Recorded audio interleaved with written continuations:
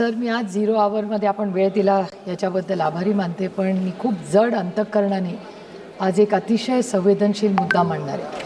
महाराष्ट्रामध्ये एक अतिशय महत्त्वाचा जिल्हा आहे बीड जिल्हा, अतिशय सुसंस्कृत जिल्हा, आणि महाराष्ट्राच्या जडणघडणीत फार मोठं योगदान बीड जिल्ह्याचं राहिलेलं आहे.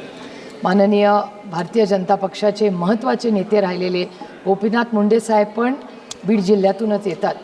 पण दुर्दैवाने गेल्या 1-2 वर्षामध्ये अनेक अशा घटना बीड जिल्ह्यात झाल्या आहेत ज्या महाराष्ट्राला नाही माणुसकीला न शोभणार आहेत.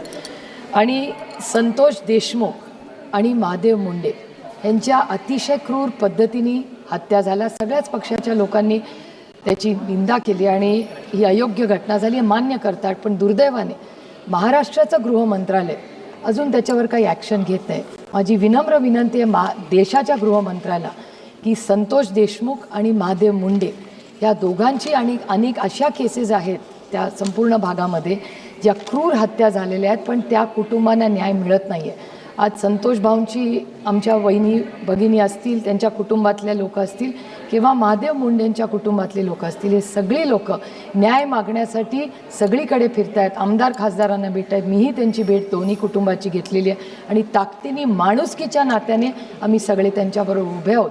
त्यामुळे महाराष्ट्र सरकार त्यांना न्याय देत नाही आहे, तर या दोन्ही देशमुख आणि मुंडे कुटुंबाला न्याय मिळावा एवढीच विनम्र आणि त्याची CBI इन्क्वायरी व्हावी अशी माझी गृह मंत्रालयाला विनम्र विनंती.